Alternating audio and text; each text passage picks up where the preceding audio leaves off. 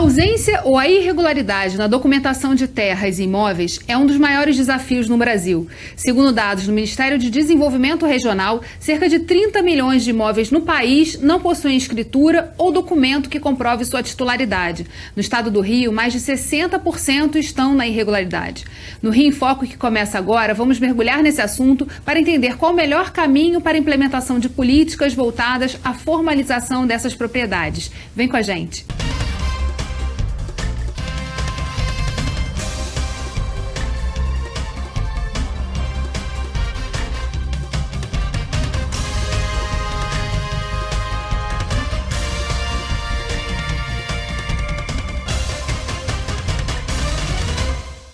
O Rio em Foco recebe o economista da FGV Social, Marcelo Neri.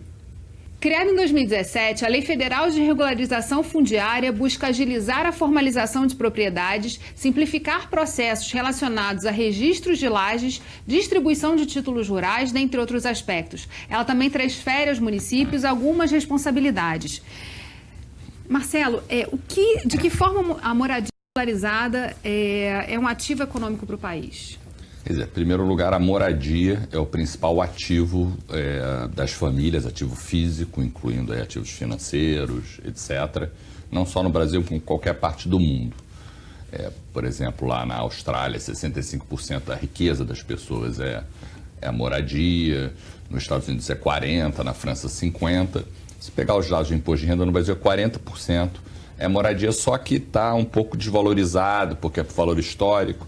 Eu diria que é mais próximo de 50%, ou seja, é um ativo muito importante. Uhum. Então, só que é um ativo muito importante que, quando ele não está regularizado, ele não pode ser usado plenamente. Então, a ideia é você regularizar, primeiro, para dar não só o reconhecimento do direito de propriedade, mas isso vai dar um ganho de capital para as famílias e, por outro lado, vai permitir que esse capital seja utilizado, por exemplo, no mercado financeiro, mercado de crédito, etc.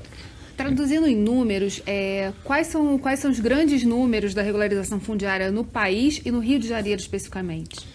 Quer dizer, então, mais ou menos, o grande número, eu diria que é algo em torno de 5 trilhões, o valor das propriedades. Boa parte, como você falou, não são regularizadas. Então, aqui no Rio de Janeiro, por exemplo, você dobrou ao longo do tempo a porcentagem de pessoas que moram em casas próprias, mas o terreno não é próprio, não tem título de propriedade. Isso dobrou num período de 15 anos. Então, é uma tendência ascendente e bastante preocupante. Porque tem um pouco uma ideia de que, talvez esse tipo de iniciativa não beneficiaria tanto os mais pobres, etc. Mas, na verdade, os mais pobres moram em casa própria, em geral, só casas próprias sem direito de propriedade. Então, eu diria que é uma ação bastante bem focalizada nos mais pobres, bastante importante aqui no Rio de Janeiro. Foi aqui que começou o termo favela, todos esses problemas são muito presentes aqui.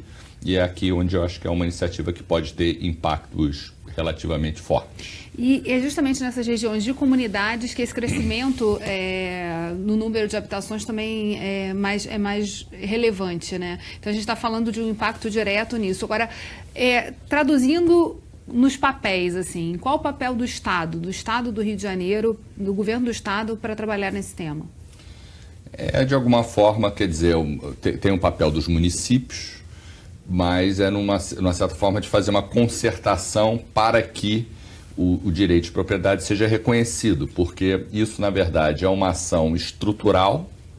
Você está reconhecendo o valor de ativo, ou seja, é uma ação que dá a vara de pescar para as famílias, mas, ao mesmo tempo, ela pode ser muito rápida, se ela for ter alguns, vamos dizer, entraves burocráticos, mas a implementação em si, enquanto, vamos dizer, a política educacional demora algumas décadas para maturar os efeitos, uma política como essa é estrutural, mas pode ser feita muito rapidamente.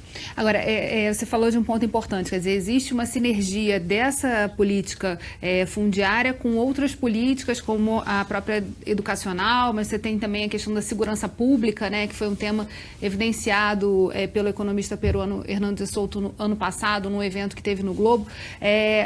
Como é que funciona? Que tipo de sinergias existem entre essas políticas e como é que uma pode ajudar a impulsionar a outra? O que acontece é que o valor da propriedade é influenciado não só pela titulação, mas por políticas públicas do tipo desde saneamento básico, acesso a serviços públicos. Mobilidade. Tempo de transporte é o segundo determinante mais importante do valor de uma propriedade. É o tempo de transporte. Segurança é um pouco você dar mais direito de propriedade no sentido substantivo. Então, quer dizer, se você, de alguma forma, gera todas as políticas de segurança, serviços públicos, etc., boas escolas, etc., tudo isso valoriza a propriedade e, de alguma forma, não só dá ganhos de capital para as famílias, um combate estrutural à pobreza, mas também, num certo sentido, melhora a carga tributária dos estados e dos municípios, IPTU, ITBI, etc. Então, de uma forma, é um certo jogo ganha-ganha, né? Agora, em relação a essa questão do papel dos municípios e também do governo federal, existe já uma discussão de mudança na lei de regularização fundiária. Que tipo de impactos essas mudanças poderiam trazer para o processo de desburocratização? Eu acho que essa é uma bandeira muito importante, até levantada aqui na Alerj, tem uma comissão que busca isso. Eu acho absolutamente importante, porque é um pouco preocupante que a gente, fora algumas exceções, a gente não tem experimentado esse processo. Existe a lei desde 2017, mas ela não foi implementada em muitos lugares, então a gente não tem muita experiência. E esse é o tipo do trabalho que exige um pouco saber onde é que a coisa pega, quais são os entraves, etc. Então, por exemplo, o próprio Hernando Soto fala muito da importância vamos dizer, de associação de moradores, um pouco titulações, vamos dizer, semi-formalizadas, etc., que pode ser utilizada como base para um processo assim, maior. Mas eu acho que no Brasil a gente ainda não fez isso de fato. Os municípios ainda estão um pouco estruturados para poder absorver essa obrigatoriedade de construir uma estrutura e recepcionar e começar a trabalhar essa titulação mais diretamente, né?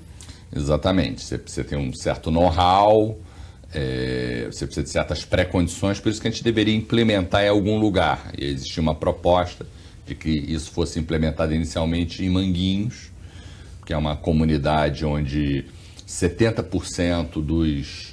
Primeiro você tem o censo lá das favelas, tem algumas informações importantes, e depois o que o censo diz é que 70% das moradias são regularizadas na Associação de Moradores, que é mais do que o dobro, por exemplo, Rocinha e Alemão. Uhum. Então seria um bom ponto de partida, uma série de pré-condições, etc., alguns estudos prévios. Então eu diria que é muito importante a gente fazer um piloto para que a gente aprenda com a experiência. A gente vai fazer um rápido intervalo e voltamos já. Rio em Foco aqui, política e economia caminham juntas.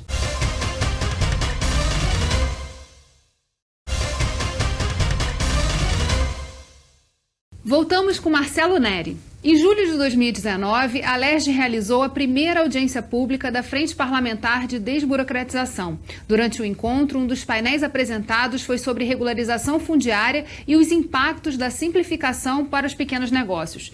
Voltando a esse tema, qual a importância, né, de ter o título da terra, a posse, para os pequenos negócios, para os microempreendedores? Quer dizer, primeiro, esse efeito que vale para todo mundo, inclusive os microempreendedores, de ter o seu principal ativo reconhecido, servir como colateral, como garantia no mercado de crédito, tudo isso talvez seja o efeito principal.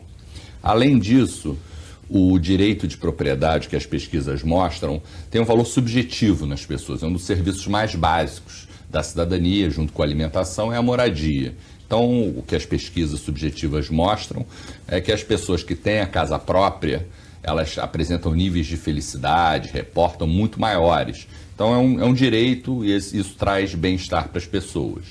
Mas tem um terceiro canal, que é o terceiro na geração de renda. Uhum. Quer dizer, se eu pegar os contas próprias aqui no estado do Rio, 21% fazem negócio nas suas próprias casas, assim, é o local de trabalho. E quando você vai ver isso, por exemplo, para as mulheres, para as mães que têm pequenos negócios, isso ainda é maior, é 38%, 40%. Porque elas têm que estar mais próximo dos filhos, etc., da família. Então, eu diria que é um canal privilegiado de geração de renda, porque em muitos casos o negócio e a moradia se confundem. Agora, a gente sabe que essa questão da não regularidade, da informalidade, ela não está só na classe mais baixa. Isso existe em todos os estratos da população. Como é que isso se comporta? E há diferenças entre a não formalização nas áreas mais abastadas da sociedade e nas áreas mais carentes?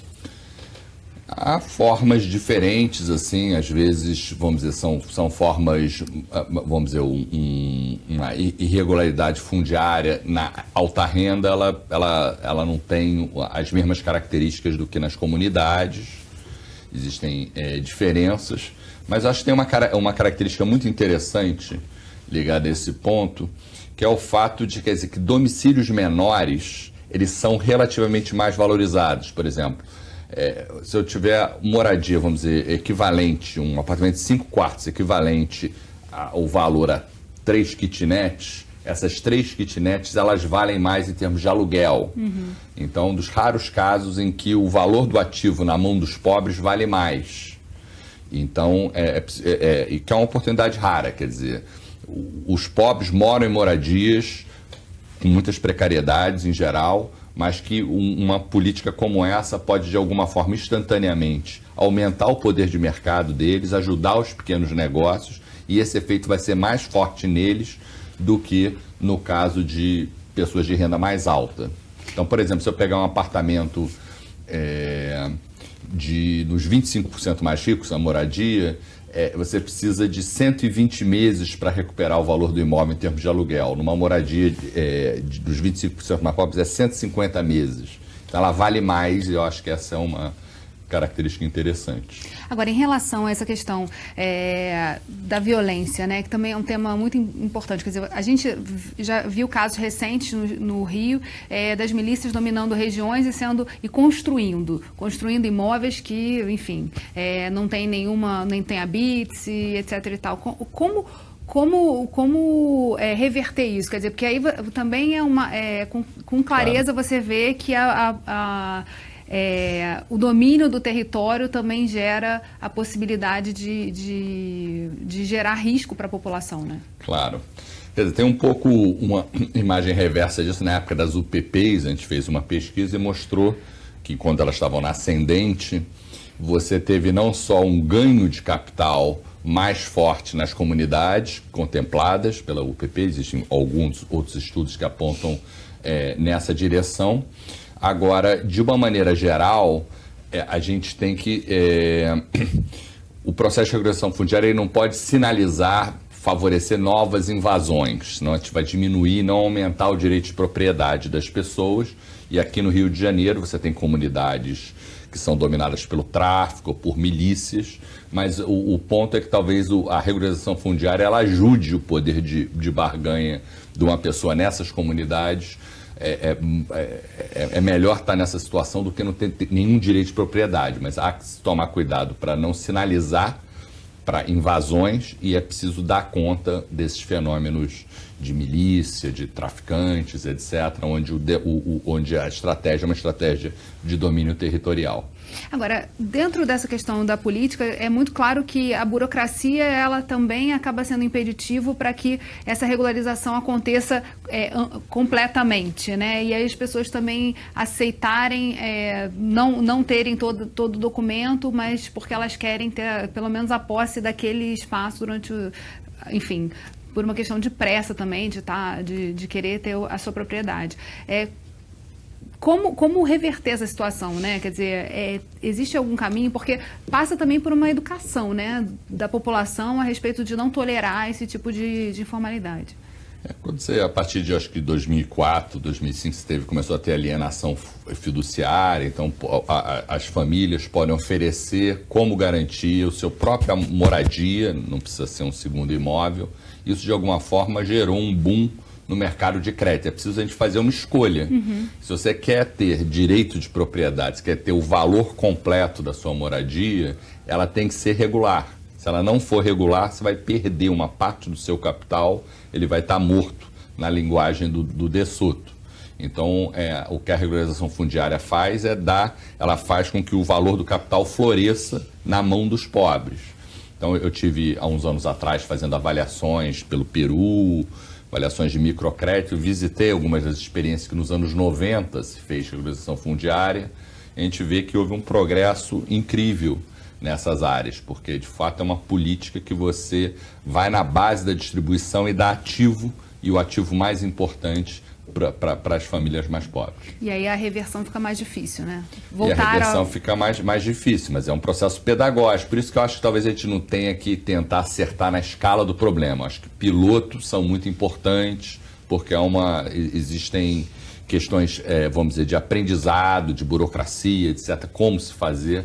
Eu acho que é importante, mas eu acho que até nessa revisão que está se falando agora dessa regularização fundiária, da legislação, acho que é importante aprender um pouco o que foi feito, existem algumas experiências em São Paulo, etc. Eu acho que eu gostaria de ver alguma coisa implementada no Rio, coisa que eu ainda não vi nessas bases. A gente vai fazer um rápido intervalo e voltamos já. Rio em Foco aqui, política e economia caminham juntas.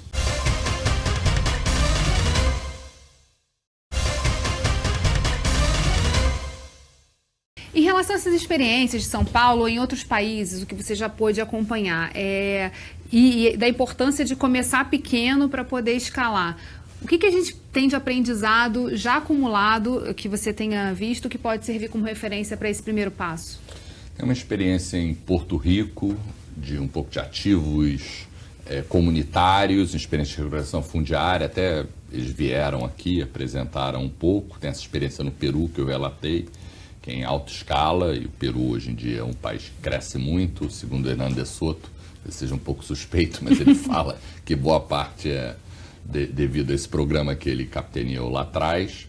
Mas eu diria que mais do que isso, tem uma literatura recente, tem um livro muito interessante chamado Mercados Radicais, de um economista, dois economistas americanos, inclusive eles falam lá no começo do livro que foi inspirada. Ali o sujeito estava no Leblon, olhando o Glen Whale para a Rocinha. Então, como que você faz isso? Como é que você determina o valor da propriedade? Então, ele traz à luz um esquema em que a pessoa dá o valor, revela o valor da moradia. Se for muito baixo, ele vai pagar menos imposto. Uhum. Mas ele vai poder ser recomprado pelo Estado ou por outra pessoa. Eu acho que existem modalidades de fazer esse processo de regularização fundiária que a gente deveria estar testando e não tentando acertar numa alta escala. Mas eu diria que o melhor lugar para se tentar uma experiência como essa aqui é em Manguinhos, favela de Manguinhos, aqui no Rio de Janeiro. Aquela mesma comunidade que a mãe perdeu a guarda do filho por causa da violência, etc. Um juiz deu isso. Então, acho que é muito importante tentar acertar uma experiência pequena para ver como é que isso, quais são os problemas. E acho que tem também um trabalho de olhar essa política como política estrutural e não compensatória como se colocou um tempo atrás. Mas no caso específico do Rio de Janeiro, há dificuldades também porque a gente passou por um processo de valorização dos imóveis muito, muito grande, principalmente quando teve a política da UPP, e em vários territórios o preço dos imóveis estourou, explodiu, né? E agora está se assistindo exatamente um processo de compensação disso. Exatamente. E aí talvez você trave um pouco o mercado, porque as pessoas acham que aquele super preço que chegou ainda seria seria próximo do preço real do imóvel, quando não é. Então a gente está, esse processo próprio de violência, etc., que até melhorou agora nos últimos 12 meses, etc., são coisas que afetam muito o valor da propriedade. É preciso ter uma política, assim, acho que da minha forma das UPPs, etc., eu não vi assim, um grande apoio em termos logísticos, vi várias UPPs crescer a ocupação desordenada como próprio fruto da pacificação. Então, acho que a gente precisa, de fato, aprender. Agora a gente vai ter o censo 2020, tem boas informações que permite a gente tentar entender, aprender um pouco a partir das diferentes experiências na cidade do Rio de Janeiro, no estado. Em relação à crise fiscal que aconteceu no Rio de Janeiro, né, a crise financeira e a pouca pouco potencial do Estado de investimento para, por exemplo, comprar territórios ou comprar esses imóveis ou fazer um investimento de mais alta monta, assim. Que tipo de saídas pode-se ter para justamente apostar numa política como essa? Entendendo a importância que ela tem de trabalhar também estruturalmente. Acho que é uma política interessante pelo fato dela, o papel do Estado no sentido de reconhecer o valor, o direito de propriedade. Então não entra um impacto fiscal necessariamente. As despesas operacionais são relativamente pequenas por parte do Estado no sentido amplo da palavra. E pelo outro lado, ela pode ajudar o próprio potencial de arrecadação tributária de estados e municípios. Acho que aqui no Rio a gente caiu um pouco numa armadilha de levar as alíquotas, quando o ITBI aumentou muito. Então você gera um processo de fuga também, de redução da base. E acho que essa é uma política que ela não implica em custos fiscais e ela pode aumentar o valor da base de arrecadação de uma maneira substantiva, inclusive beneficiando municípios. Chegar nessa situação cooperativa onde você faz políticas, essas políticas elas entram em sinergia, isso se reflete num valor de propriedade mais alto, que aumenta a carga, a base tributária, então isso você gera um ciclo virtuoso. Então acho que é um bom primeiro passo. Que é bom para o governo, né, nesse sentido, mas também vai exigir dele um potencial de explicar isso para o consumidor, para a população, mostrando que para a população também é importante investir nessa formalização. É um pouco, como você disse, um pouco de educação financeira. Quer dizer, você ter uma propriedade que você mora, mas você não tem um título ou tem algum tipo de irregularidade, ela tem um custo, como a gente viu alguns casos recentes. Eu acho que a gente precisa um pouco de educação financeira contra a informalidade de vários tipos e ver os custos que elas geram. Por exemplo, pequenos negócios, o sujeito tem que ser pequeno, porque se ele é informal ele não pode crescer. Então isso aqui trava o próprio crescimento da economia e no caso das pequenas propriedades gera uma insegurança que tem custo. A Frente Parlamentar já está discutindo esse tema, mas qual é o papel do Legislativo, né, para poder impulsionar isso e justamente reconhecer esse espaço de ganho, né, que uma política como essa implementada pode gerar?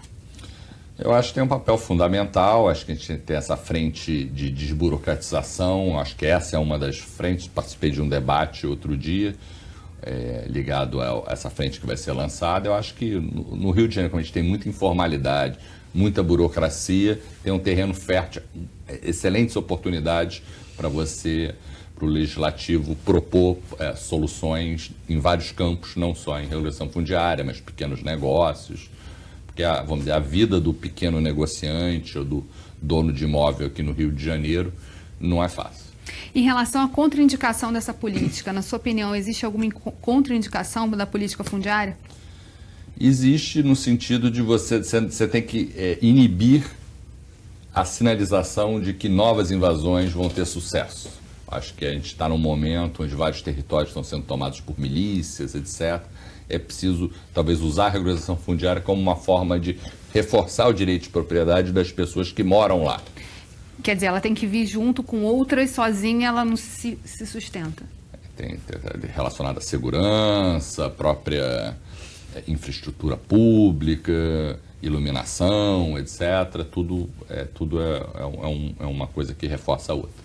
Bem, infelizmente o Rio em Foco está chegando ao fim. Obrigada, Marcelo. E se você deseja acessar a nossa programação completa ou rever esse programa, o link do nosso canal no YouTube está aparecendo aí na sua tela. Vai lá e assina. TV Alerj, o canal do povo. Até a próxima.